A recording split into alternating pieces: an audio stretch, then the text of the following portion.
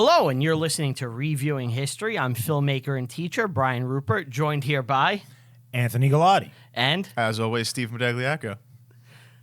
How are we doing today, gentlemen? So proud of himself. I wish that was on video. I wish that was on Got a big video. shit-eating grin. The smug look I got on Steve's to face. I'm the as always guy. Somehow, we've managed in what are we up to, like 15 episodes now? Something like that. Sure. We still are awkward as hell when we start. The most awkward parts of the show for us by far, because everything else I think feels pretty natural for us. The opening and the closing. We don't know what to do with ourselves. That's when we're actually being like kind of fake, Right. you know? Because like Kind of human fake. beings don't do that. Don't open shows. Yeah, it's like They don't introduce themselves. Yeah. like these conversations we could easily have all private, Yes. but we would never do that. We never intro it. Yeah. Like I invite you into my house. Hello, Anthony. I'm filmmaker and teacher Brian Rupert. Oh, I'm uncomfortable. So we're going to do things a little differently today. We are? Yeah. And this is in honor of kind of the movie we're doing today, Charge of the Light Brigade. It's keeping with the time-honored tradition of this show to feature obscure movies from the 1960s about British people 200 years ago. Yeah, but this one doesn't. Wait, does it have incest? Ooh. Shit. Well, I don't think any of them have featured incest, have they? Not cartoon. Just Gladiator. But no, this is our third movie. And like I said, we don't have a lot of episodes. This is our third movie now from the 1960s that nobody saw and is about ancient British people. yeah, Mutiny on the Bounty, And cartoon. and now this. Those two were awesome, though. Oh, I love them. This one you'll find out if it's awesome or not by listening to this show, but No one saw this. nobody saw this. Yeah, I don't know if anybody who is still alive who has seen this movie. Actually, I think We're ghosts. All three of us. We might be the last three. the prince, the current heir to the throne of Britain, was at the premiere. I read that. Yes, I did read that myself. So one thing that I want to talk about with this movie, Charge of the Light Brigade. We're doing Charge of the Light Brigade from 1968, which is actually the second version of that story. But we had a little bit of a request. So, our first episode came out a while ago, and it was requested that a Tell 'em Steve Dave listener, an aunt, whose name I don't have up right now, he liked the episode, but he wanted to know how we met and like kind of became friends. And Wants to know our backstory. he wanted to know our backstory together. It was requested Who because cares? well, someone wants to know. It's a new podcast, and he asked for after episode 1 because it's we're all friends and we don't think anything of it, but I guess some people would have an interest in that, and like if we did this long enough, everything would come out. But I think we could tell a brief story about how we met, and I mean nothing happens in the first half of this movie, so we may as well talk about ourselves for a little and give fill a request. I like As you that. wish. So me and Steve have been friends basically our entire lives. Yes. We lived in the same development on Staten Island, and we've spent our whole lives as friends. 30 years. Anthony, we I don't know where we got this guy. yeah, we found him on the side of a road. He was deranged taking pictures. Brian and I met at Applebee's, of all places. Yeah. Well, you didn't meet you were working at Applebee's. Yes. You weren't visiting. I It's was not at like, Applebee's. The way so he says working, but really he was on the stroll, and I was in the men's room. I was in the John. I tapped my foot under the stall, and Brian responded with the proper response, which is, of course, a blowjob. Yeah, and we became friends ever since. No, in case you believe that story. Oh, God, no! Yeah, After we address the awkwardness of our intros, we go right to this? Jesus right. Christ. Well, I feel like if you're a new listener and this is like the episode you're going to listen to, you're going to get to know us real well. Too well. Apparently. so we became friends working at a position in Applebee's, which does the position even still exist anymore? Carside to go. Yeah, we were the to-go people. We would answer the phones and then bring food out to people's cars. And yeah, it was very exciting. It was a blast, though, because we were kind of left alone from everything. So It was just a hangout. It was really. me and you. We became friends, and then there was another guy we were friends with. Sure. And we just became buddies working in this to-go room Mm-hmm. all summer, hanging out. I'm a little older than you. I took you to a college party. It was as my you were in first high college school. party. Yes, that's where I met Steven. That's where I met him. Ah. And that was It's funny you brought that up. that was a Did night. you plan that? No, I forgot that's when you guys met. Yes. We started talking about Pink Floyd, of all things. We were both wearing metal shirts. Yeah. So it was we were the only two people, I think, at the party wearing metal shirts. That was the first time I ever had a non-Bud Light, like a Bud Heavy, a regular Budweiser. Did you think, now I'm a man? Yes. His first pube. I honestly, like, that day was like, I'm going to a college party. I guess that's kind of stereotypical. But I was like a outcast kind of guy. I think we all were. Yeah. But it's like, oh, I'm hanging with the big kids. Did you think I was cool? No. I'm taking you to a college You're party, a and you didn't loser. think I was a cool. You were barely invited to that. We went because your other friend was going. And then I got And invited. look, Brian, you were not cool. I'm not saying I was cool, but Brian you was de- coming off. So when I met Brian, he was just coming off a time in his life where he decided he wasn't going to communicate with the outside world anymore. And he, go ahead, tell it. I know you're looking at me like, oh, No. man. No. So basically, I was actually going to join the Navy. And it had been requested, kind of by my parents that I go join the Navy, and I was going to join. And I spent a year basically getting ready for that. And during that year, I tried to just get in really good shape and just put myself in isolation. And, then I started working that summer, and He didn't cut his hair. He didn't shave. Yeah. He was well, a I mess. didn't. I don't think I could even grow facial hair back then. Right, yeah. So I think I was clean shaven, So but I Brian was did this just weird- shaggy hair. This weird little guy. And he, Little guy. that sounds derogatory, but he actually Yeah. was kind of short. Yes. He was this weird little guy, and we found out, me and my other friend, that he had a rap album that he was very proud of at the time. And Still is. I am not He is proud. not proud so of it proud of anymore. it. He's so And he gave us the rap album to listen to, and it's one of the most bizarre, upsetting things I've ever heard in my life. I loved every second of it, and I still do. I quote it on a daily basis to this day because it's so offensive. I opened the album literally by saying, if anything on this album offends you, I'm glad. The three of us had another show years ago. I think Yeah. we talked about this once before. But we had a show. It was called the Howard Carter Hour. We did it for a few years. And on that, we featured every song of that album. Like we played it and then discussed the lyrics and the writing behind the entire thing. And to in my opinion, it may be the finest podcast of all time. Not to toot our own horn, but it is. It's very amusing. Do you still have that? I have it, but talking about this is kind of like Tenacious D talking about the greatest song in the world because nobody is ever going to hear that. Why not? Dude, We can put it on the feed.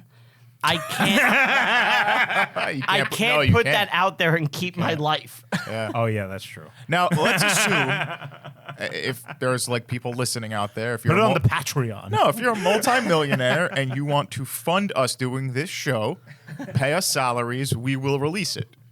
That's the only way it would happen because he needs a job. And you put that out there, he doesn't have a job anymore. No. My life is over. Yeah, true. But because of that, we became friends. I can't believe you didn't think I was cool. I was taking you to a college so party. not cool. So not cool. I'm not cool.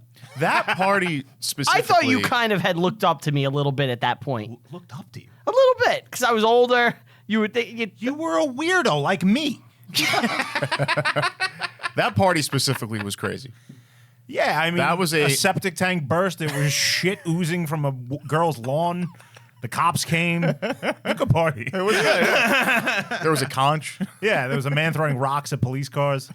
I'm not it making this up. That was Not a single it was thing you it was said. a good party. Our drug addict, crazy person, friend, if you want to call him that, was He tried to kill us. trying to kill us. Yeah. Anywho, the people came here to hear about Charge of the Light Brigade, Brian. I think we should get back to it.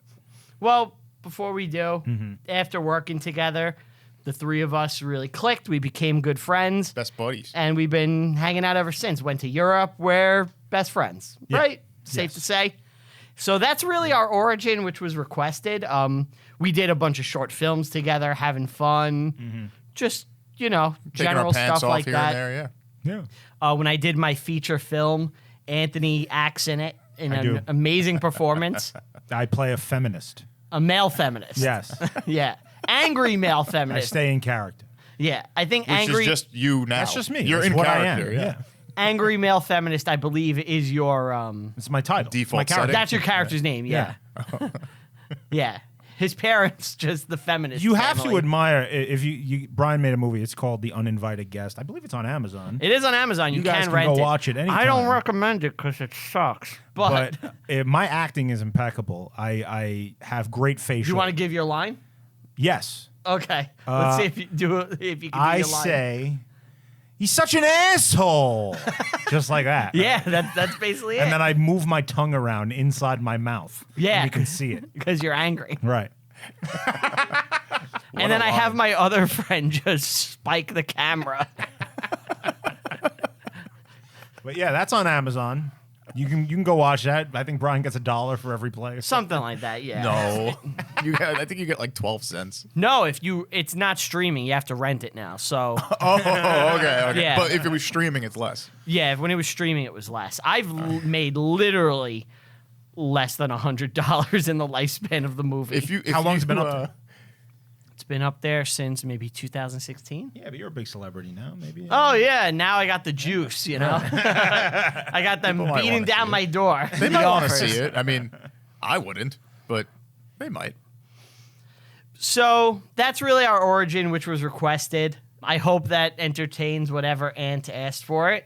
And if it wasn't, I hope you found a little, just seeing how we Ants became are the friends. fans of Tell 'em Steve. Yes, Tell 'em Steve Dave fans are known as ants. If there's anyone who's listening to this that's not an ant, which I'd be very surprised by, there's just some history buff out there who's like, gotta know about the Light Brigade, man. Now, is it ant because like they're all like drones? Like, how is that like a thing? Years ago on the show, early on, like within probably the first 100 episodes, Walt says something like, no one is important. We're all just a bunch of ants. And the fans just ran with it. They like ants. Okay. And they're like, yeah, we're I the like that. ants. We're all just a bunch of fucking ants. Wow, that's bleak. Yeah. I like it though. But that's Kind of good. communistic. Charge the Light Brigade. What a film. Charge a leopard. So, yeah, what did you guys think of this movie? No, none of us had seen it before. Yeah, is this the first time none of us have seen it? I think, no, Mutiny on Mutiny, the back. right? Yeah. Yeah. I have mixed feelings about it. I think I liked it better than the two of you. I think it's pretty accurate to reality, so I always appreciate that. I like my broccoli, as you're fond of saying. The costumes are incredible. It looks great. However, as a movie, it's a bit dry. A bit. Just a bit. There's no heroes in this movie. Everybody's a piece of shit. Did you notice that? I think Dante wasn't a bad I don't know. guy. I don't Who's think Dante? I would. Wasn't it Captain I would say Dante? The main guy? The guy who tries to redirect the Light Brigade and gets blown up. Well, he's like our hero. He's the hero. I don't think he's a bad His name guy. is Lewis Nolan. That's Nolan, That's sorry. the, I don't the know. real guy. Maybe the actor was Dante. Maybe. But he isn't. He fucked his friend's wife. You know, he's a bad guy. I mean, it's Vanessa Redgrave. Do we know her? Is she famous? She's a famous British actress who's very attractive. She's in a lot of stuff. She's like the Redgraves. They're like an acting family. They're kind of like the Barrymores almost. Of Drew fame? Yes. So she's been Drew an actress Barrymore. forever. Yeah. She's become entangled with this program. In some weird way, yeah. This is once again another fantastic movie where they showcase hats. Great This hats. This era for hats peaked. Hussars are known for great hats. My God. Of any nation. Like It's the French just- Hussars, It's constant. Cavalrymen in general, I think, have good hats. But they're not very, I guess, useful on the field of battle. Cavalry? Any of those hats. Oh, hats. Yeah. Well, They let you know they're very visible. I think you can. Yeah, isn't that a problem? No, not when you're trying to, logistically figure out where things need to be and where you need to be, as a fighter, a If you're combatant. fighting in like the desert and you have the big English, The big like, hat. big hat. I don't know the term for it, but it's the big, furry, tall, black one. Yeah, I'm sure it has a name. I don't know. That had to be really hot, right? It's black. It's I think heavy. all clothing prior to like cotton being, sent all over the world was really hot and sweaty, like wool. Most things are made out of wool or leather. Even so, like I look at the Americas and like they have a bunch of cotton, and I doubt the clothes were warm. I mean, Cool. Cool, yeah. Yeah. Everything still is like long sleeve. There weren't T-shirts. Yeah, you're not having a T-shirt. Certainly not. So there was a Captain Nolan. Who did you say? Lewis Nolan. Yeah. That's oh, who yeah. we're talking about. I had said Nolan, right? No, you said like Zach. I said Zach. No, you said Dante. Dante. You're right. I did say Dante. Where the fuck did I get Dante from? He works He's not at even the supposed quick to. stop. He's not even supposed to be here today. His girlfriend sucked 37 dicks. At once. So I have some thoughts about this movie. Yeah. Is it the fact that you can basically ignore the first hour and a half? I hated it, You hated it. and then I liked it. The second half is very strong. The first half of the movie does not need to exist at all. Yeah, well, it's not the Charge of the Light Brigade. But what did? Okay, so let's talk about the first half of the movie. Well, I'm sorry, I'm cutting off Steven. Did you want to No. I mean, I think we're all on the same page with this because the first half of the movie is useless. Well, this is kind of what I wanted to say, right? It's almost kind of a reverse Private Ryan, right? Where Private Ryan, the big selling point is that it's D-Day, the first scene. the first scene. And like this, the selling point is the Charge of the Light Brigade, which is one single incident. Inevitably going to be the final scene of the movie. Exactly. Right. Which was And amazing. It was a great scene. Yeah. that everything involving the actual war was so well done and good. Yes. But it wasn't enough to really wash out the taste of the first half, which was kind of But torturous. the first half did serve a purpose, and that was to characterize all of the ineptitude of the British Army at that time. Okay, but you didn't need an hour and a half for that. Like, let's talk a minute about when this movie. It could have been done in 10 the minutes. Light Brigade thing is too thin to pad out a full movie, which is why that first part is so overstuffed, and it's part of that 60s thing, which we've talked about every time we do a 60s movie, making epics. Right. And it's a symptom of that, clearly. But there is a motive, I think. You have this movie's made in 1968. It's the height of the Vietnam War. Oh, it's clearly Nam. Yes. It's kind of about not intervening in other countries' wars and affairs. It's about it's lampooning the military in general. And this was a good time in real history, like the Crimea, where the British, in particular the British Army, because that's what the movie's about, right? But also the French, they're bad. And their commanders are bloated, and they're not real commanders because none of them have seen battle. There hadn't been a major war since Napoleon. And that shadow of Wellington literally looms over the whole movie. And his statue is outside the top commander's Which is office. funny. Right. Wellington is literally lording over this guy. A great commander, a genius commander. A man who saved the fucking... Saved the empire. Yeah. Right? And now this guy has to work in his shadow, and he sucks. He's not up to the task, and none of the upper echelon is up to the task. The only one with any military experience is Lewis Nolan, who was in the Indians. Who was in India, right? And they look down on him for it. Yeah, they hate him for it because he's not a man who bought his way into the military. Exactly. The guy who's constantly saying, "Dear friend." Dear friend, I'm going to have sex with your wife. Dear friend. And was there a character... 5 times in a row. Was there a character named Rupert, or was I hearing things? That's perfectly reasonable to think there was. I thought the don't remember. sound mix was pretty bad Wait, on you the movie. knew what they were saying? That's what I'm saying. Did you watch this with subtitles, Brian? No. You do, right? I watch everything with subtitles. So you messed up, Anthony. I did? Why? You have to watch this without subtitles. You don't know what's You'll going get on. nothing. I could not tell you The what they audio said in is the not first hour. great. The sound mix was horrible. Is this not remastered or something? Did we watch like a bad version of it? I don't know. Is there a good version of Well, it? that's what I mean. This is from 1968. It's a movie that is not beloved. Doesn't have star power really beyond Vanessa Redgrave. And like Oh, Captain Bligh is back Captain Bly's in it, from Mutiny on the Bounty, Yeah. the same guy. playing an asshole again. Yes. When you Plays need a an great asshole, you go to that guy. You had to like the black bottle scene. That was good. That was good. So Yeah. I mean, Yeah. You There's could have good- just had that and then not had anything else about the ineptitude of the army, and that would have been fine. That's the only scene you needed to show that the commanding officers are the way they are. Like, they're making a big deal out of something that's nothing. So trivial. So trivial. Right. So it's like, oh, I get it. And at that point, I was still in. I was like, okay, I'm okay with this. But it just kept going and going and going. It's like, oh, I didn't need to see all of it. Right. Did you like the animations? Yeah. well, let's start with the opening. My Yeah. first note is cool cartoon opening. It's very Monty Python. Although I think the movie predates Monty Python and the Flying Circus, so I don't think they drew any inspiration from that. However, they reminded me heavily of Monty Python. Did you guys feel the same way? Oh yeah, I definitely got Monty Python vibes. You know, they're animating Actual political cartoons. Yes. I love the animation. I thought they were awesome. It's one of the best things in the movie. It is the best thing Yeah, in the movie. it is. That's one of my first. Poor little notes. turkey. Monty Python art? Question mark. Oh, the bear. Yeah. That was cool. You got a British lion punching the Russian bear. It's awesome. Yeah, I enjoyed that. Yeah.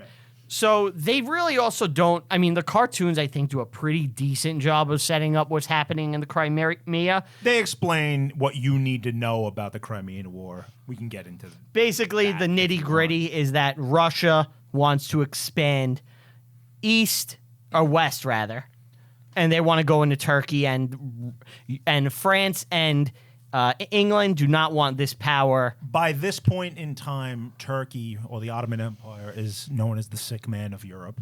They're on the waning side of history.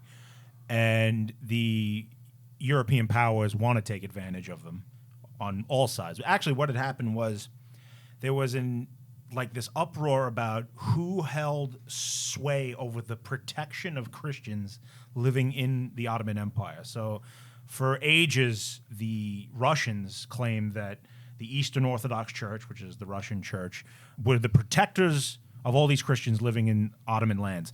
The Catholic Church... Now that stems from the Byzantines, I guess, right? Yes, exactly. The Catholics decided they wanted to get in on this, and they're backed by the French government. So the French government really wants sway in these lands now. They're trying to poach the Palestine and shit, which they will end up doing in World War I. This pisses off the Russians because now the French are getting involved. The British back the French, and now they're on a collision course with each other. The Russians end up invading the Balkan areas of the Ottoman Empire. They win a couple battles. There's actually a really cool battle in the Black Sea, where the Russian Naval Navy... battle? Yeah, the Russian Navy destroys an entire Ottoman fleet. It's the first time explosive shells were ever used in battle.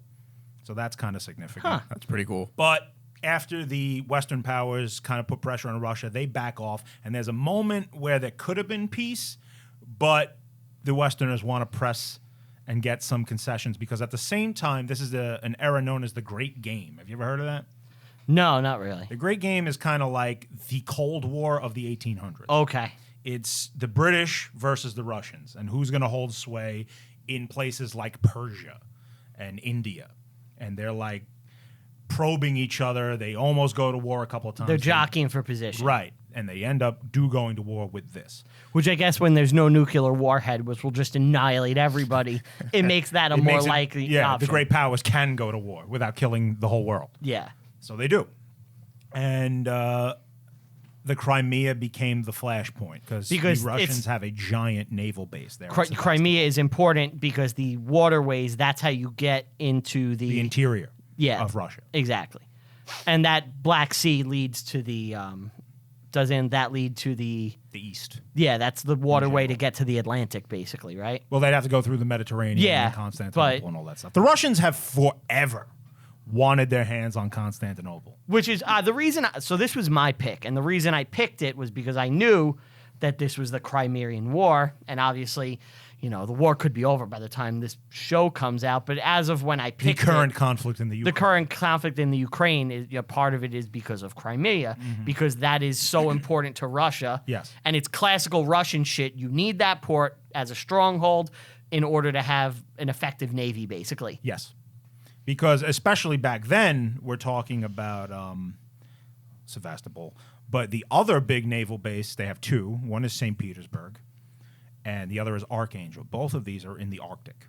So in the winter, they freeze, and they cannot use them.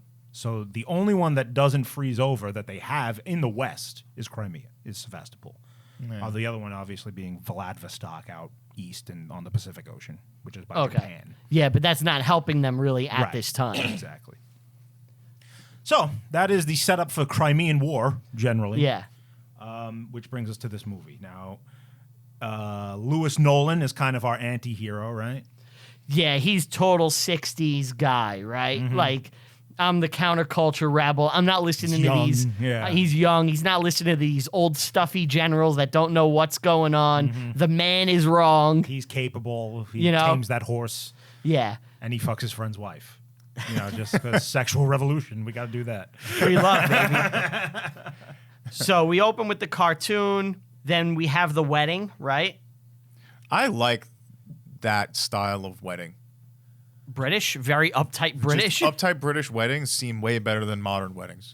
Just personal story. So I have British family. My grandmother was from England. And over the years when I was a kid, we had a couple of visits from her, immediate relatives back there. They came over to the States and they attended a wedding. And they were shocked to see the big Italian New York wedding. It's like nothing they'd ever experienced before. It's because insane. Apparently in England, these weddings are very small, very intimate. Yeah, they're not this big, boisterous, ridiculous That's what occasion. it should be. Well, I'll tell you this. It's also not like that for the majority of the country. Yeah, you're probably right. Because, you go like, you watch TV. My wife watches like wedding shows, and like we'll see someone like have a wedding in like Alabama.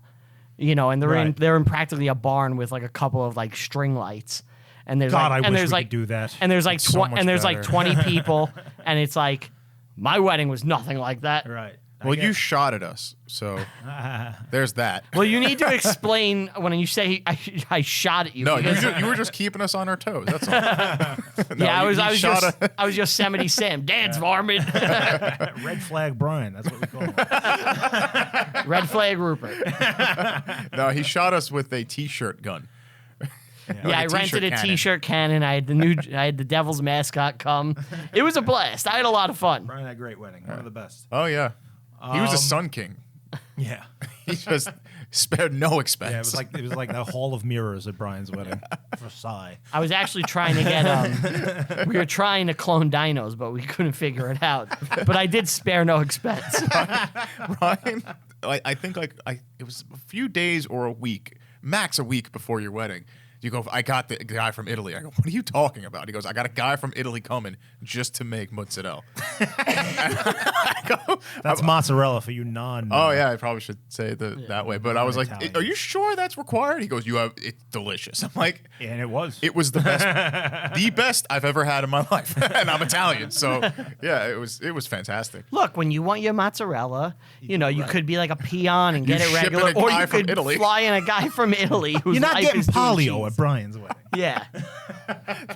This is the event of the century. That was a guy from Canarsie. He just He just pretends. pocket it. Yeah, I come from Italy. He's pretending. Maron. He didn't speak much. He just kind of nodded to everyone. He's actually some Russian guy, he just pretends. So The wedding. the wedding, I like that scene. Did you guys get Deer Hunter vibes? Yeah, Yes. yeah. I was like, the second that happened, I'm like, oh, this is gonna be like a precursor to Deer Hunter. This is gonna be great. I've always I was so said wrong. that, especially around this time, most of the great movies have a wedding scene in them. So I was like, oh, we're starting with a wedding scene. This is Godfather. This is Deer Hunter. And it wasn't. Then it's difficult to have my notes in order for this because one of my notes was I vaguely understand what's happening and what's being said. I didn't know anything they were saying. The language is very British. It's like an The old sound mix was poor too. This was It not was for poor, Americans, right? We're seeing something we shouldn't be watching. So I'll tell you this: it was nominated for a bunch of BAFTAs, which is the British Oscars, Oh, okay. and it was not nominated for a single Oscar. So Because obviously, nobody knew what they there's were a big saying. cultural divide because Yeah. I'm sure when you're British, like you probably learn about the Light Brigade in schools. Where, Well, Tennyson's poem is universally beloved and renowned. You know, Well, it's cannon to the left of them, cannon to the right of them. yeah, cannon you're in going to front of recite it at the end of the show. Don't worry. them. I don't know the whole thing. I'm pulling it up. bad. I'm making you recite it at the end. It's been my plan this whole time. To make me recite the whole thing? Yeah. Why me? It's got to be you. You're bro. the history. You're the history guy. And I here. want passion. We're gonna judge Okay. you based on passion. I'll try. Yeah, Oh, we get to judge him. yeah. It's gonna be like Jeffrey on Fresh Prince when he did it. Jeffrey did it? Oh yeah. Jeffrey did it. It's the first time I heard it. He was the poet laureate at the time. He was like the national poet of Britain. And he had to write that. Like Oh, I thought you meant Jeffrey from. no, not Jeffrey from the Fresh Prince. That's why my head was spinning. I was like, Raphael de la Ghetto? How do you know his name? Well, that was his poet name. He had a poet name? There's an episode of The Fresh Prince which I think is the episode where he recites Charge of the Light Brigade, where he writes his own poetry and Will finds it. And Will says that he's a poet, a new upcoming poet from America called Raphael de la Ghetto. Why does he have a French name? I don't know. And he makes, and Jeffrey reads poetry, and I think like he definitely reads Charge of the Light Brigade. It's Wow. sometime in the I've show. never seen that one. Oh, it's a good one. I thought you picked this mainly for the Maiden song. Okay. I thought this was just, I know the trooper, let me pick this. You know? I completely forgot it had a connection to the Trooper. I literally picked it because of current events. Really? Yeah. You know how every Monday before the show comes out, I put up like a little Instagram post? Yeah. Oh, it's going to be the trooper. I'm okay with that. The Trooper, as entertainment, the song is light years ahead of this as far as Well, it's entertainment one goes. I mean, as overplayed as it is, it's one of the greatest metal songs of all time. Yeah. But this movie specifically, If it wasn't for Rock Band or Was Guitar rough. Hero or whatever it was on, it would be a totally acceptable level of played. But because it was on such a national thing and like Is it on everybody that? knows I it, didn't- it's in one of them. oh, maybe for you. It's used for everything. It was overplayed for us before that even came out. Yeah. Well, I had known it too before that came out, but I'm saying Do I you feel like remember- everybody knows it. Do you remember Metal, A Headbanger's Journey, which was like Yes. a documentary series? It was the theme song on that. You remember that? Yes. So this wedding, I gotta say, some of my notes were I'm 13 minutes in and I haven't made a single sentence. But this is where I actually came up with the AKA for the movie. So Charge of the Light Brigade is actually AKA Charge of the Heavy Mutton Chops. Great hairstyles in this. Great. The mutton chops specifically were I mean, you can't prevalent. go wrong with mid-19th century mustaches and stuff like that. Look at Napoleon III, who was one of the other big players in this war. He has the finest mustache ever. Ever. He's up there with Conrad von Hotzendorf, for Christ's sake. Oh, everyone everybody knows knows it. Yeah. He's an Austrian general in the First World War. obviously. But yeah, we have the wedding scene, which really doesn't matter at all, other than it sets up that these two characters. Almost are married. nothing in the first half matters. Well, there's the black bottle, so let's talk about the black Well, bottle scene. hold on real quick. They mentioned Waterloo. Yeah. And they're like, now See, that was a war. Yeah, you have these old veterans who are the only ones with any military experience, but they're old, decrepit men by now. And the young guys, the middle-aged people, they have not seen battle. There's been, peace on the continent. So, go ahead. There's say been something. peace on the continent. Waterloo, they're reveling about it. The cavalry comes. They recruit soldiers. That's what happens. Yeah, yeah. They We see. There's like a nice little viewing of cavalry, and like the soldiers are marching around. It's cool to look at. Yeah, but they're like saying that they're weak. These are wobbly-kneed men. Yeah. They're really not ready for war. And we see like a montage of them training and stuff. The Wellington statue, which we mentioned before, shows up. That was cool. Yeah, and they're like, this is the Wellington statue. Yeah, and they don't know what to do with it. They It's don't know massive. where to put it. Yeah. It's It's so gigantic, big. and they're like trying to find a place for it in the city, and it ends up going right outside the Lord Radigan, Ragon. Ragu? Ragu. The it's sauce Ragu. man. He's the sauce. Didn't know Lord there Raglan. was an eye Lord tie just Raglan. leading. I like Lord Ragu better. Oh, mamma mia. Come eat my shitty sauce. Long story short, this whole first hour is just to show us that the soldiers are inept, except for the one guy, Lewis Nolan, and they don't like him for it. And they have this black bottle incident where they're at a dinner and he orders, there's like a rule at the dinner, everyone has to drink champagne. Yep. And he orders some kind of wine and it comes in a black bottle. And the guy He gets in accused charge, of it being beer. yes, Lord Cardigan. Cardigan, played by Bly from Yes. Bounty. He sees it and he thinks it's beer and makes a huge thing about this. Trevor Howard is the actor's name. He's a good actor. So if you needed a 60s asshole Brit, he's your guy. And he hated Marlon Brando, apparently. Yeah. As we learned last Yes. time. This is 6 years after. Do you think he's still shaking? Yeah, I think he still hates Brando. He hasn't broken character from He knows that. the type of guy Brando is.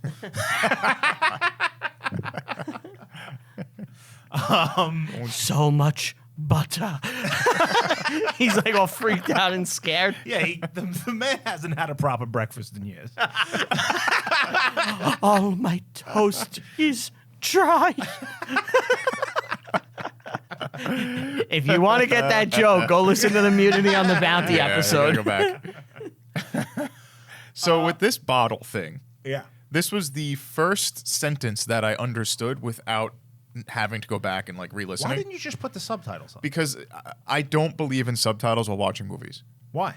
Because I think I don't want to read a book. I'm not there reading an audio book. I want to watch a movie. You're inevitably going to miss dialogue, though. Sometimes important dialogue. And Sometimes in this, you weren't even able to enjoy the movie whatsoever. I understood a sentence. And I don't know what it meant, and I wanted to bring it up to either of you if you picked up on what this possibly could mean. It was the insult that the head guy said, saying, what is there, sap in your epistle? And they all laughed. Sap in your piss. Sap in your epistle. Pissle, He's got a sticky dick. I guess. Is that something either of you have ever Pissle heard is of? penis, right? I don't know. I don't know what they were saying throughout this whole thing. So I was wondering if you knew. I would guess his penis is sticky. I'll tell you this. What do you got, Brian? Nothing comes up on Google. This is probably some You sure you heard that right? Maybe I don't I'm remember wrong. that long. Maybe I'm wrong, but I did watch it over a week ago, though, so maybe I forgot. We did miss something. We missed Captain Nolan training horses. Yeah. And he's the only one that can do it. And obviously they're dicks to him because he was in India and he has an Indian servant. Yes, there is a racial slur. And There's two of them, actually. We get an N-bomb. We get an N-bomb and we get which is was pretty much N-bomb. Again. Is that for Indians? No. It's also for black Africans. Really? I never heard Yeah, that. it's like a British thing. I probably shouldn't have said it out loud. Bleep it. I'll bleep it because I didn't. But yeah, That just sounds like an Indian it's an dish. English African insult. Like they used to call them boys and stuff. It sounds like a pastry. That sounds delicious. I'll Yeah, give you that. It's a nice word. Kaffir. It's an ethnic slur which is used in reference to black Africans in South Africa. So we had to bleep it out, but Brian's gonna go spell it out for you. Yeah. Well, to be honest, we're three American dudes. Yeah. I've heard it because there's a book called Boy, which is about like racism. Oh. And that's pretty much the only place I've ever heard it. I never heard it before this moment. I didn't even pick up on it in the movie. I just thought it was like some like local thing. Right. His racism is so misplaced because he's talking about an Indian guy. You know?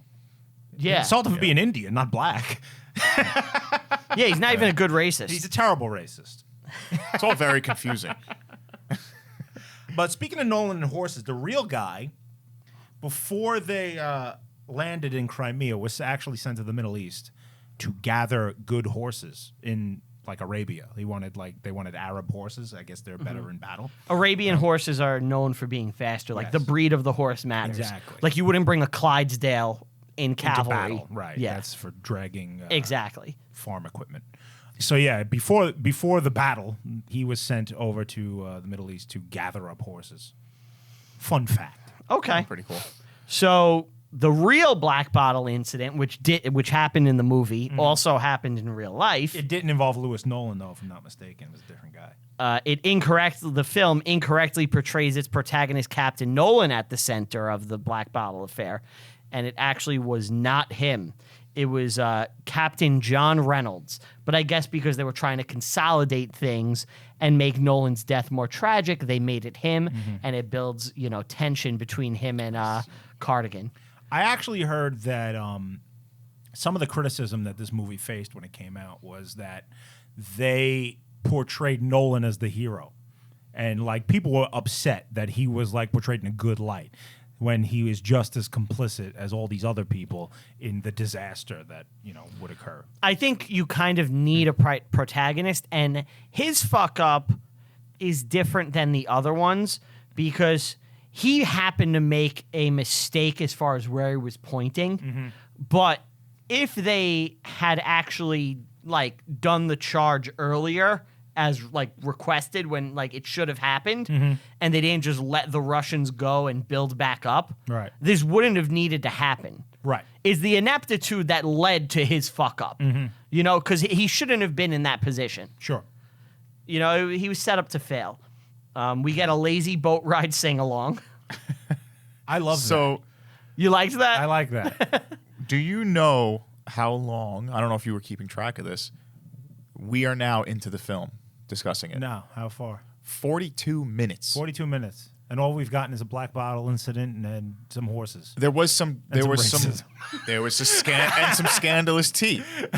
We skipped over this part because we kind of briefly mentioned it before, but this is when they show the wife messing with Nolan. Yeah. So they go under a bridge. Bridge smooching. That's my line. The There's scandalous English tea. Yeah, tea time. This whole subplot about him romancing the guy's wife, It's such a non-factor. and it's irrelevant to the nothing movie, happens to the with it, story. yeah. There's also the redheaded girl, who is one of the higher ups' wife, who's infatuated with Lord Cardigan. Okay. You can forget about it because she's also a meaningless character. You're But not they talking just put her in. You're not talking about the one who's at the end, Yes, right? the end. Oh, Fanny Duberlay. Yes. That's Her the name's character's Fanny. name. Did you So, look that up? well, that's a point of contention as well. She did not sleep with him in real life. That's completely fictional, made Was up. she in the Crimea with them? She was. She goes along with them. She was, and she was with her husband, but she did not sleep with, Lord Cardigan. That's really more just to show I can see the people ineptitude. getting mad at that. Because you really are besmirching this woman, portraying her as a harlot when she was anything but. Yeah. I can see people She's getting actually angry. known for being chaste. I think this film, again, it's a product of the 60s. They're showing... They're trying to tear down, Exactly. established It's in my note. norms and things. My note is, at this point, I assumed that this movie was trying to get me to hate the English. It's not trying to get you to hate the English. It's trying to get you to hate, the old school. The old school and war. Yeah. Well, that's all that I know of the English at this point from this film. At least, so it's every single aspect of this time period, they're showing it in a negative light. At least in the English culture, every aspect, they touch upon everything, and it's always negative. So it's not a fan of the subject matter. The No, movie, it's the not. movie is not trying to glorify anything. No. by no means, and they shouldn't, right? I mean, Oh, this was an ugly war. Yeah, it's also a fuck up. So anyway, real quick on Lady Duberlay, Fanny Duberlay, as we're talking about her, she wrote a journal documenting everything that happened in the Crimea. Oh, so she's a primary source now that we're besmirching. Yeah, and she wrote and she dedicated it to Queen Victoria. Oh, God. And it was refused. Victoria wouldn't let her do it, but she tried, and the book was successed in prints, and it's her with her husband. And people didn't want her there, Lord Lucan didn't want her there, and it's definitely different than real life. We're yeah, come along, Yeah, right. We'll have orgies. Let's skip ahead to the great mid movie cartoon where we travel to the Crimea, right? so at this point, I actually walked away to get food and drink, and I'm I'm not going to pause it. Well- I'm just going to walk away. I came back 10 minutes later, and nothing changed. Well, we missed something. Nolan gets whipped. Yes. He Oh, has I to must have admit- missed this, yeah. He has to admit that he fucked up for drinking, even though the audience knows he's right, and he has to get whipped. Yeah. As penance, and that builds for the hatred of him and Cardigan. He tries to resign. He wants to be court-martialed. Yeah, but they won't let him because they need him because he's the only guy with any experience. Mm-hmm. And he actually gets put on the senior staff of the whole affair. So then they travel, right? And we see Yep. the whole cartoon, and Passage to India is threatened. Turkey, sick man of Europe. Yes. They say it in the movie. right? And there's the poor little turkey thing, and these Pink Floyd looking from the wall. I loved war this guys. cartoon. It was awesome. This was is the great. best part of the movie. This is the best. This is the best. Well, now that right after this cartoon, we're in the war mode. Yeah. Now the movie gets good. It's wartime, and the movie is finally entertaining. Yeah. So they land at. Well, 1 in 6 wives get to go. Yeah. Is that real? I guess so. That's a real fact. I guess some females did get to go to war, which is such a weird concept. I guess with the lordships, they want to bring their. They're important But men. so like we It seems so ridiculous modern. that's what I'm times. saying. Like America, we were occupying Afghanistan for 20 years. No soldiers were bringing their wives. But they were also going home. You have. Back But you had then- generals who would stay, right? Sure. Yeah, but like people go on campaign, they're going to be gone maybe a decade. Yeah, that's true. It's, They'll the bring their travel families is with different. them. They land at Calamita Bay. I think that's what it's called. Calamine Lotion Bay. Calamine Lotion Bay. They all had chicken pox. Yes. They rubbed it on each other, and they stopped itching. They took oatmeal baths. I believe it's Calamita Bay. Wait, when you had chicken pox though, As a boy. as a young you lad. had chicken pox, Yes, right? when I was very young. I think like 6 years old. How was it for you? I played Ookie Mouth with my friends. I was itchy. I loved it. You love chickenpox. My parents got me Power Ranger toys, so I was pretty excited about that. Okay. I liked the calamine lotion. That felt good, and the oatmeal baths were fun. You had an oatmeal bath? Yeah, you didn't have oatmeal baths? Maybe I did. I don't remember. Oh, it was so good, man. When you got hungry, you could just scoop out some oatmeal. Oh! No, I didn't do that, but like That's gross. It just Says he felt didn't, it just but felt he really he good. probably did. There's few things more satisfying than like scratching an itch, right? Yeah, I mean, that's always one of life's many pleasures. Yeah, and just like sitting in the calamine lotion, it just felt so good, man. You're a man who loves just pleasures of the flesh. Quick question. Did you do this recently? Because it sounds like He's you did getting it. excited Yeah, about it it. sounds like you did it recently. It's a memory I really enjoy. You cherish that. I didn't have to go to school. I got to watch Power Rangers. this why I got you were toys missing work and I last got week? calamine lotions. Maybe you should just go get some You're a grown up now. You can do it. You could do it. Yeah. I could just bathe in calamine lotion. Yeah, why not? My wife comes home. I'm covered in pink. You're It stains me. I'm like scooping pink up to oatmeal my into neck. your mouth from the bathtub. Oh, you're so decadent. Oats. Me and the dog. Ryan, what are you doing? Brown sugar. Oh, the mapley goodness. The dog is just licking it. Little lower, Milo. I also, for some reason, in my head, I envision that there's oatmeal like everywhere, not just in like on the ceiling, like on the walls. Like you're really going in. You would be picking oats out of your ass crack for like a month. He doesn't shower after. It's just oat baths constantly. Ben Franklin didn't bathe with water. Did he bathe with oats? No, he would just like lay naked outside and like let the wind wash over him. What? No, that's true. I swear to God. Where'd you hear this? That's like a known Ben Franklin fact. No, it's not. I swear to God. I feel like I would have come across this. You might not have. Maybe. I watched the Ken Burns Ben Franklin thing from like last month, from a couple of months And he ago. didn't mention. I feel like that's a There was no pretty big there was no character trait. windy bathing. That's a character trait that you don't miss. I think right? he's mixing up. He did have kite things. He was No. into kites. He sat in the wind to bathe. Yes, that wouldn't So wait, clean did he you. walk out naked?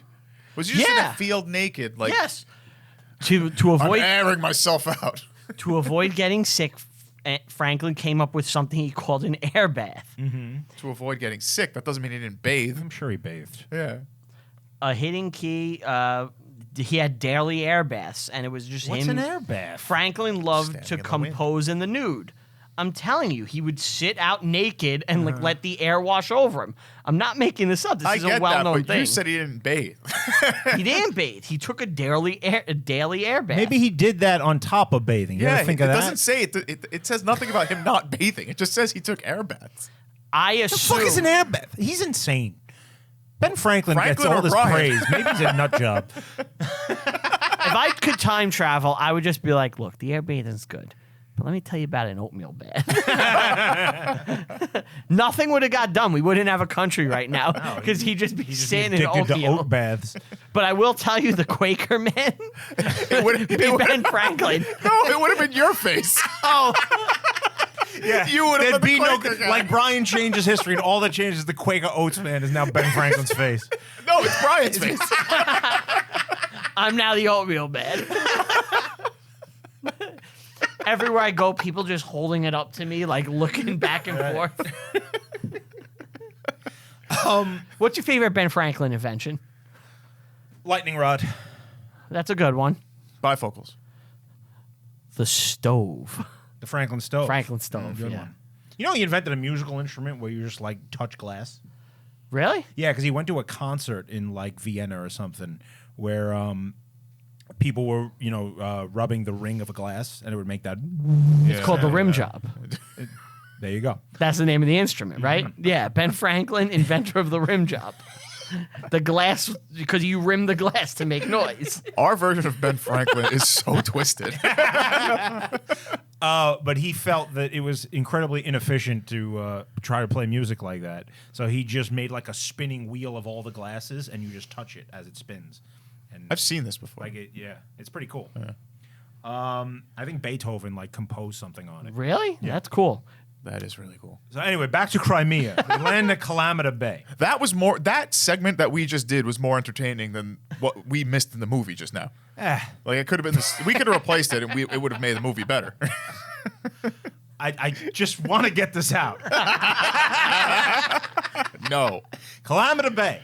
So wait, is the calamine lotion like locally sourced, or do they export? Like, is it a plant?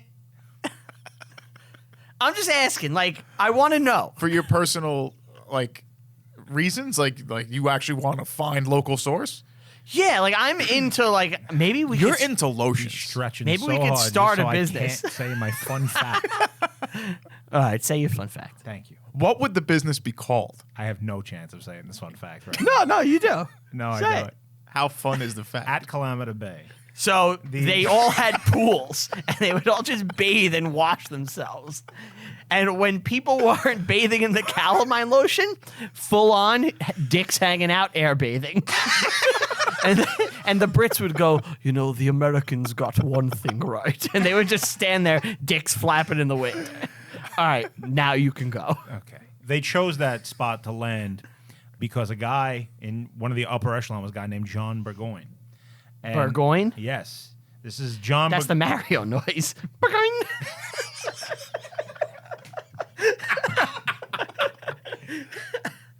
John Burgoyne's father. This is the most fun I've had in a month. You have to say his name the right way.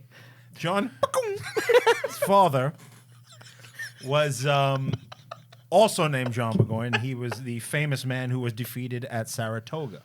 Okay. So this is the son who royally fucks up this invasion because of the spot he chose to land. It cost them months because now the Russians had time to reinforce Sevastopol. So no Burgoyne in the history of the British Empire has ever amounted to anything. They're a bunch of slackers. His father was a slacker. Did they collect He's a coins? slacker. Did they collect any coin like Mario? There's probably some looting. So I guess that noise actually comes from a historical Yeah. context. Okay. So this guy his father got fucked up in Saratoga by our boys. Yes.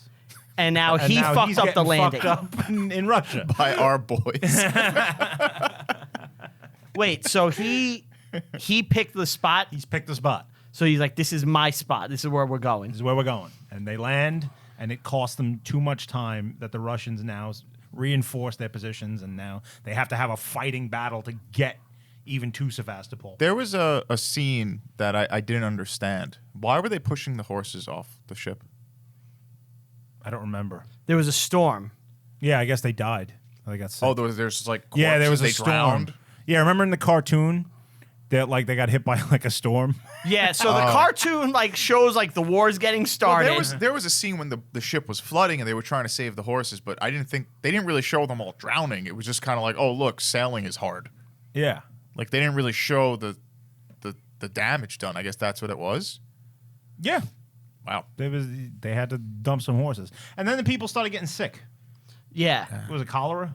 Yeah, Probably. Yeah, Yeah. So then that people was a start great dropping scene. dead of cholera. That was a good scene. That was a good scene. They had the hands dragging on the sand, where it's like really like emotional that you're watching these soldiers die. I was like, wow, they're finally putting some good stuff in the That film. was a great parade show. Question though, The battle stuff is so good, though. The naval storm landing at Kalamata Bay. Dude, the way they do it in the movie is fucking awesome. Yeah, it's cool. Like, just seeing... I love when you see Scale. that many people. Yeah. Like, when things look real, it's so CGI much does better. not do any favors to modern movies. No, In and- that respect, anyway. And, yeah, obviously, like, look... You can do they- amazing things with it, but nothing is better than the mass of humanity you see in these old movies. When you yeah. when you watch a bunch of dudes just in a field charging at it's something, awesome. it 1917, feels something. 1917. Exactly. Like Beautiful that movie. was, Yeah. And it's like- that's what you're talking about. Me right and there. you, we saw Top Gun Maverick and we fucking loved it. Yes. And part of the reason is because everything is real. Yes. It looks so good. looks so much better You than know? any CGI. And I saw the new Jurassic Park. Jurassic World. Dog shit. Whatever it is. You know what I mean. Jurassic World. What is 2. it called? It's Jurassic World Dominion. I thought the dinosaurs looked bad. Oh, yeah. Really? I was looking to see if other people say it. One student I have thought they looked bad as well. But to me, I felt like I was watching a bad video game. Meanwhile, 1993 Jurassic Park, they look incredible to this day. So weird. So the last Jurassic movie, I actually really liked, and they used puppets in this one as well for like little baby dinosaurs and stuff, and those looked good. A baby dinosaur. But they used like the original T-Rex animatronic in the last one, and it looks so fucking good. Oh, the original from the first movie? Yeah. Oh, cool. And they use it, and it just looks great in the last movie. This new one sucks though, and it's all CG.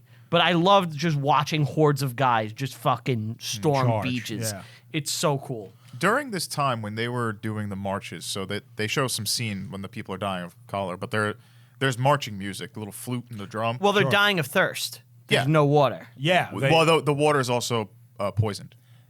They've landed so far away from where they need to be that they now have to march across Crimea. There's music playing. Did they do that in actual Battle? Well, marching? Did they play marching music Oh, to sure. actually march? Because Yeah. as they're dying, the marching music kind of slows down and they're struggling to play the music. And I'm sitting there like, did they really play marching music for like 8-hour marches? Yeah. To keep That was the people in thing? formation. Mm-hmm. That's Yeah. torturous. That's how you Imagine would- drumming or flute playing for Well, that's like hours. that's your role in the army. You're keeping everyone together. In pace, yeah. You know, that's how Because if you're- they break up, now they're jeopardizing everything. there's not radio communications. So Right. you need something that course. could mass communicate. So you bang the drums It and makes everyone sense. knows. Different beats have different meanings. Yeah. different tempo you should be marching at. Yeah. Well, not just that. It, like if I go like this, it could mean to like the Turn people left. on my right, to advance fast, Oh, okay. or something like that. Yeah, it's ways get of it. sending codes quick when you hear it. That's a tough gig. Yeah. It's also in their downtime they would do like battle raps amongst the British Army. Yes. And they would just and they would just, talk about the Crimea and Calamine. This is why I can't own a gun, You shoot him. because I would have just shot him dead right where he sits. Red flag, Steve. You got So the river Alba has enemy troops. There's a bunch of extras, and they have to go up this hill to get the fucking Russians. Yes, the Battle of Alma. Is it Alma or Alba? Oh, you might be right. I should know this. I mean, it's such a small thing. I could be wrong. I have horrible handwriting. Is No, it it's just Alma. It's ALMA. It's Jessica Oh, it's Alba Alma. sitting on a Okay. hill. And My they're fighting handwriting is over just her? horrible. Yeah. So they have to get up this hill to fight these dudes. And the Lord Raglan is too cautious, Yep. and he neglects to. he won't put the cavalry in. He neglects to let the cavalry charge. So infantry alone has to take this hill, and they do it. Now, this is a major, major mistake because what this does is it allows the Russians to retreat. Well, the reason it's a mistake is because the infantry gets the hill, but you need to send the cavalry in to sweep up the mess. Exactly. And this is the major fuck up. The cavalry are supposed to run down the retreating forces and not let them retreat. And just butcher everyone. Yes. That's their job. That is what cavalry does. Yeah. At this point in warfare.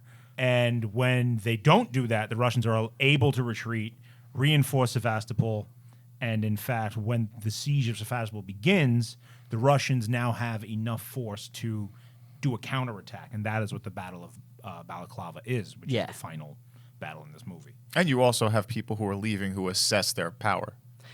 Yes. Those survivors are coming back like they got this, they got this, they got this. I saw this, and that There's- becomes they double as scouts now. the fog of war is gone. Yeah. So Yeah. True.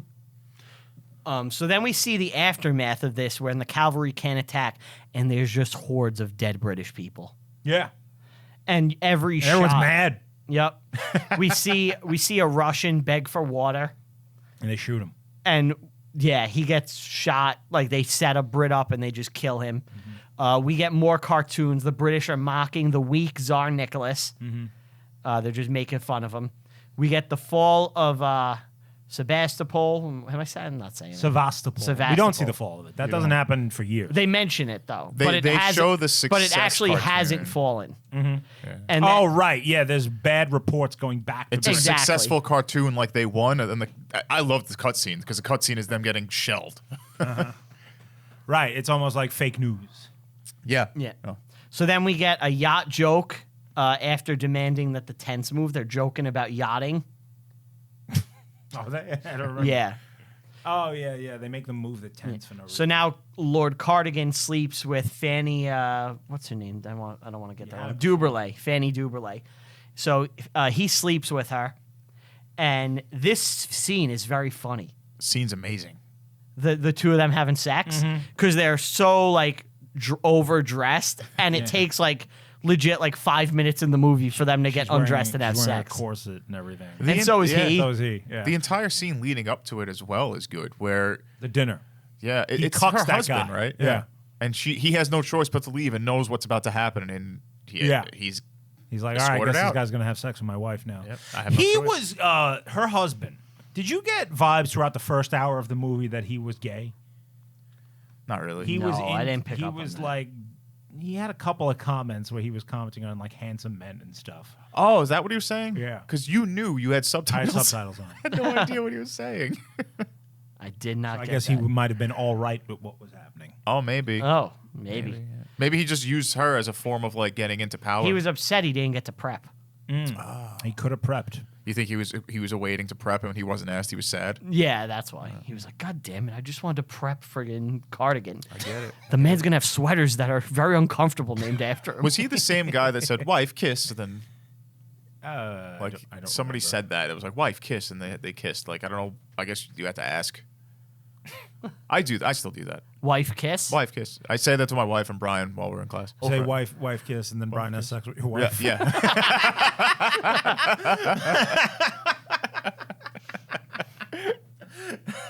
No. There was we swing. There was a really cool contrast here. That they do good with contrasts in this movie, which is Yes. which So is that's what it's all impressive. about, really. Yeah, It's like these upper class. It's showing how inept they are. Like you got the Yes. French people who have their own agenda. Every one of the oh generals. yeah, the French guy just Yeah. dies. Every one of these fucking like generals and leaders, they're all out for themselves. They all suck. Yeah. They're all horrible, and that's really what it is. the captain of the cavalry, Norman, his name, Nolan. Nolan, excuse me. He shoots that guy, and he says this whole battle was a dreadful bore, but behind him is a hill of dead bodies, and it's like, wow, that's an amazing scene because Well, he didn't get to it's participate in it. He didn't, As and a so it's a cavalry bore man. for him. But realistically, a lot of people died, Sure. like right behind you. So let's talk about the Battle of Balaclava now, which is the final battle. Yes, And this the is whole the point charge. of the movie. Yep. The Russians counterattack at the British lines, not in the film, is the heroic defense of what is called the Thin Red Line. That's where the term comes from. Okay. Is it because they're wearing red? Yes, there was a unit of British, I believe they were Scottish infantrymen who held off an entire Russian army by themselves, Yes. pretty much. Very heroic. Yes. But the Russians end up capturing, it's shown in the movie as a British cannonade, but in reality it was What, Turks. the actual light brigade? No. They're the guns they capture. Oh, So the Russians oh, oh. sweep down and they capture a bunch of cannons. Yes. And in the movie it's British cannons, but in reality it was Turkish cannons. okay.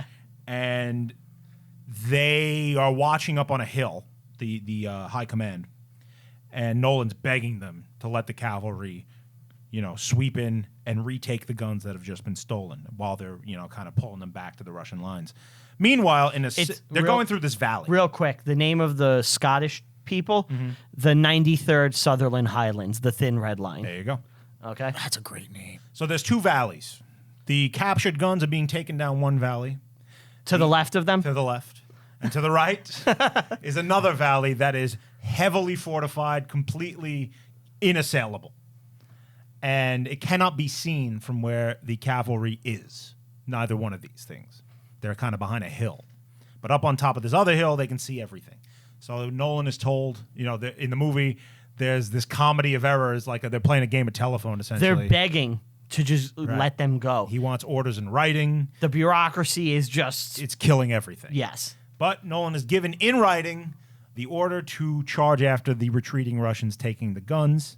And he runs down to the cavalry, to Cardigan, and gives it to him. And these guys misinterpret everything and go into the wrong valley. And they know, I want to point out the kind of courageousness of Cardigan here.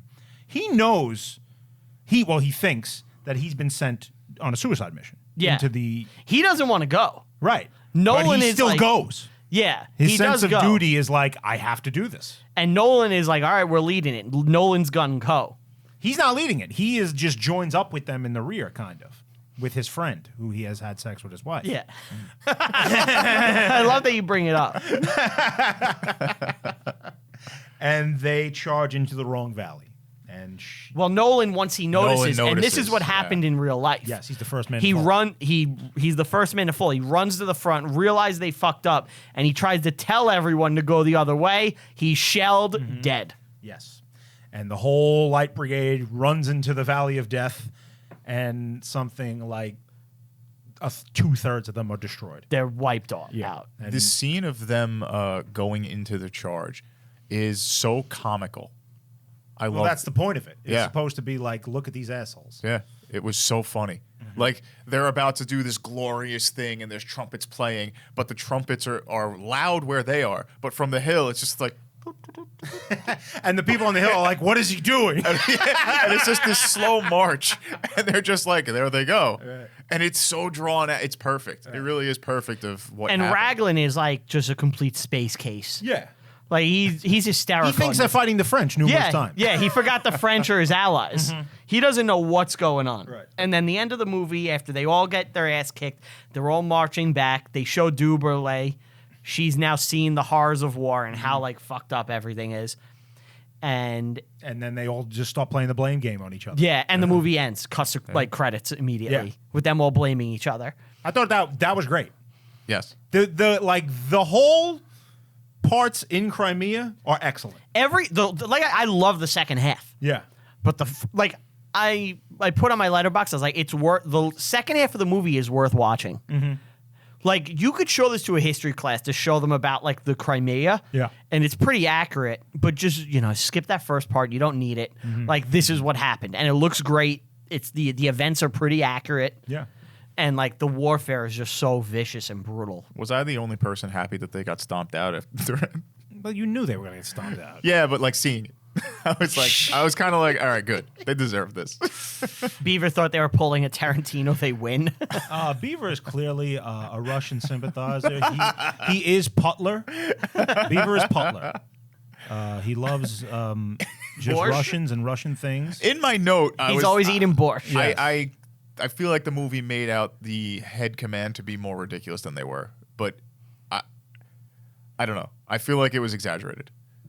That is the reputation that they have, Yeah. historically speaking. Now, yeah, probably they aren't as retarded as they are in this movie. When you lose, Right. that's what happens. Especially the British. They end up winning the war, I should point Well, out. that's the other thing I wanted to say too. The British end up winning this, but this is such an infamous, legendary fuck up that like you just had tons of men get slaughtered for no reason when it could have been easily avoidable. And It just seems like it was a miscommunication. That's all. No, because if you go back, it's there hard. shouldn't be that kind of miscommunication, not just that, it shouldn't have got to that point because if they used the cavalry right the first time, I think one of the things we kind of need to point out that we haven't is that a lot of these officers bought their way into the military. Like we said, there's no war. It's mentioned. But they paid for their commissions. Yeah, unlike Nolan, who Right. rose earned up. it through merit. Nolan mentions that. Oh, though, doesn't he? that's another thing in the movie. They like imagine an army of people fighting for money and wages Yeah. instead of just honor. Yes, and that's what happens when this is over. When the Crimean War is over, there are massive reforms to all of the armies involved, and they remove this whole buy your way in thing, and it becomes a much more efficient, better army. And on top of that, Well, you need people fighting for an incentive, right? exactly. And you also have giant medical breakthroughs like Florence Nightingale as the famous person from She's this whole there, conflict. yeah. nursing. There's actually a famous black lady at the Crimea that I was going to do for one of our people in history, but while we're talking about it, I'll pull her up real Sure. quick. Her name is Mary Seacole.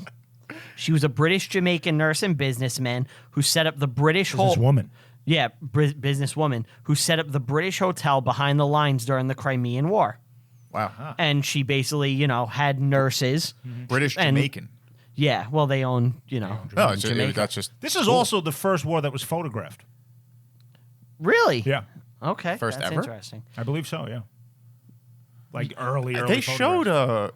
they showed somebody taking photos there in the movie, right? Yeah, Oh. it's an important conflict that not too many, especially in America, know about.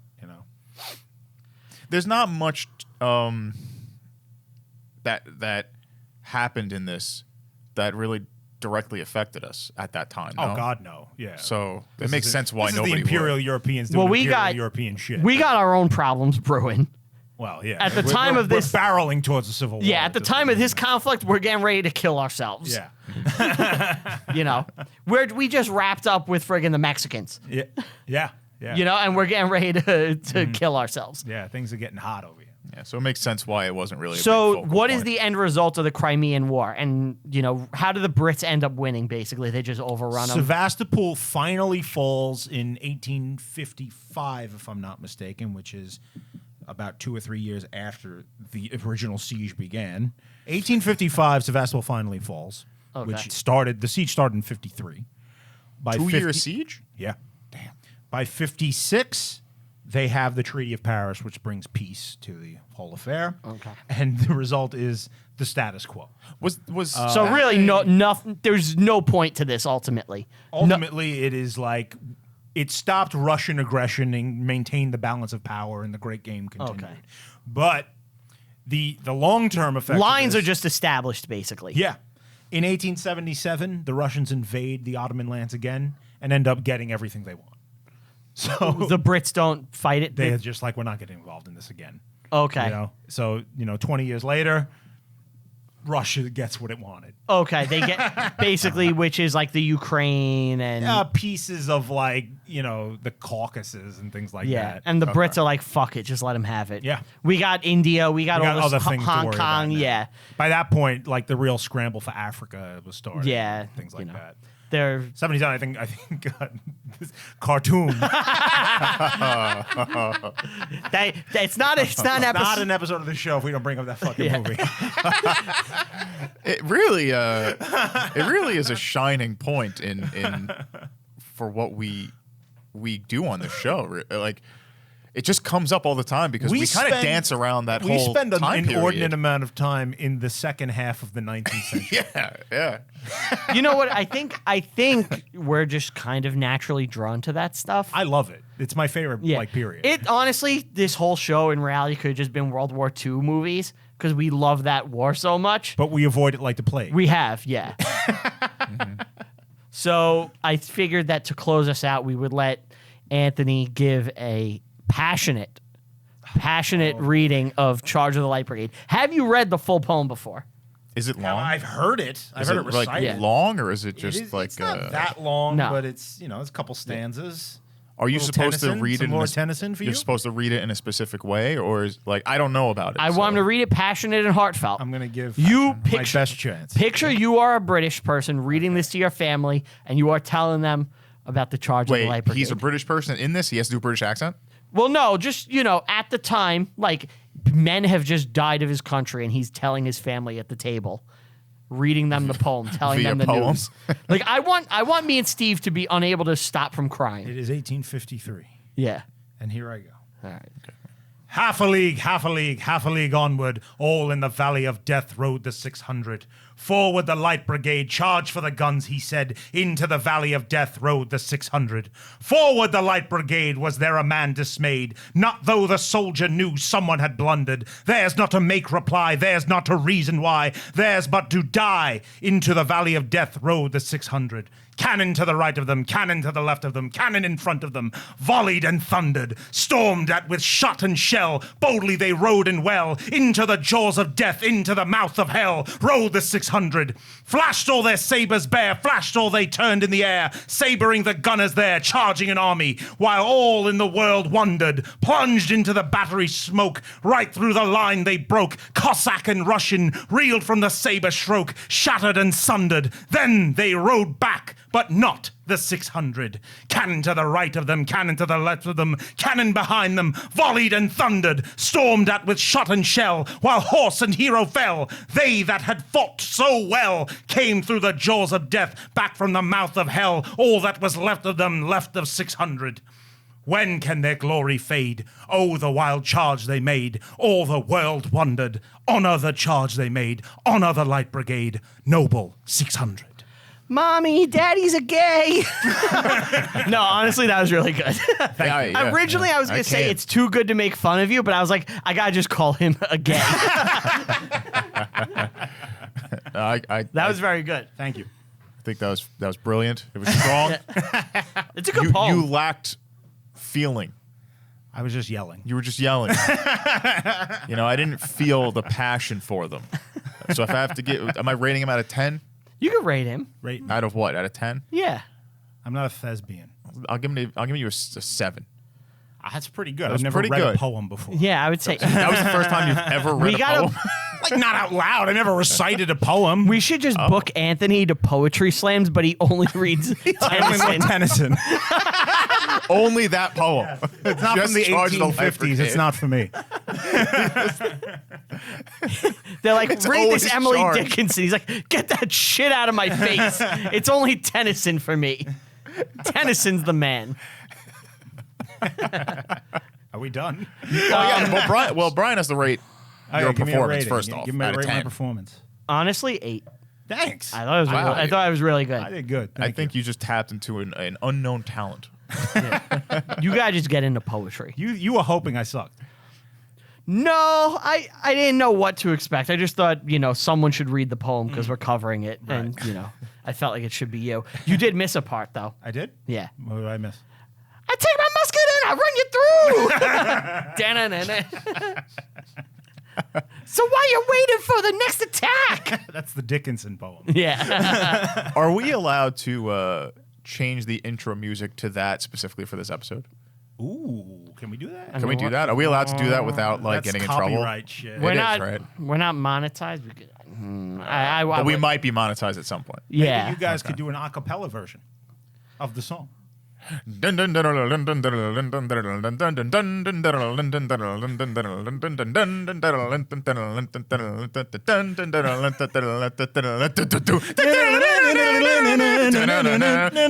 life, but I'll take yours too. You fire your musket, but I'll run you through. So when you're waiting for the next attack, you better stand, there's no turning back. The bugle sounds, the charge begins, but on this battlefield, no one wins. All right, enough of that. I can't anymore. We still have to rate the movie. Honestly, be honest, after you watched the movie, did you listen to The Trooper? I didn't. I did. Oh, you did? I was like, I gotta just listen to the fucking Trooper. Which is not something I say very often because I never need to hear it again. But I was like, I gotta. It's like Dark Side of the Moon. You've just heard it so many times. So real quick, I posted it on Facebook, the song, and I was like, I just heard of this band Iron Maiden. These guys are pretty good. That was funny. One person took it seriously, I think. Oh, yeah? Yeah. They were like, oh, yeah, they're really good. Yeah. You should listen to this song. It's like I've seen them a million fucking times. All right. All right. So what would you give this movie out of 10? Its second half is great. First half is shit. 5. I gave it 2.5 out of 5, which is a 5 out of 10. Feel exactly the same way. I gave it like a 3 out of 10. I gave it a low score. I didn't know what was going on half the movie. The last half was great, but not enough to really redeem itself. I can't argue with that stance. He's right. You know, it's a thin movie. Yeah. But a thin red line of a movie. The 93rd Highland Southern. Oh, we're going to do that movie one day, though, The Thin Red Line. I hope not. That movie's terrible. No, we're going to do it. I mean, it's Don't out worry. there now. It's in my back pocket. You know, I'm glad we finally watched something that I think we all didn't like. Yeah. Because look, we pick all the movies. I think we choose them, and it's always just stuff we feel like watching. At least that's how I pick them. Oh. And like, they always tend to be ones we like. Now we got one that's kind of Yeah. I mean, eventually when you get something we all just hate, and we're all just going to skewer it. Mm-hmm. But that does it for this episode, gentlemen. Time to wrap up. Want to say bye? Bye. Thank you for listening. It's time for the second most awkward part of the show. All right. Brian, sign out. Yeah. All right. Want to give a big thank you to Walt, Bry, Q, Get 'em, the Tell 'em Steve Dave guys for letting us record down in their studio, down at TESD Town Studios in Hazlet, New Jersey. Come on down, visit them, buy some merch, say hi to Get 'em, tell them Reviewing History sent you. Really, I love those guys. I can't thank them enough for letting us have this space and their time, and some of them agreeing to come on the show. Hopefully, we will get them all eventually. You could follow the show on Facebook, Instagram, Twitter. Twitter is Our Viewing History. You could email us at reviewinghistorypod@gmail.com. Follow me on social media at Brian Rupert. Follow all of us on Letterboxd. You could see our ratings for the movies. I rank and review every single movie I watch there on my personal life. Check that out. Give that a viewing. You could see what I thought of anything.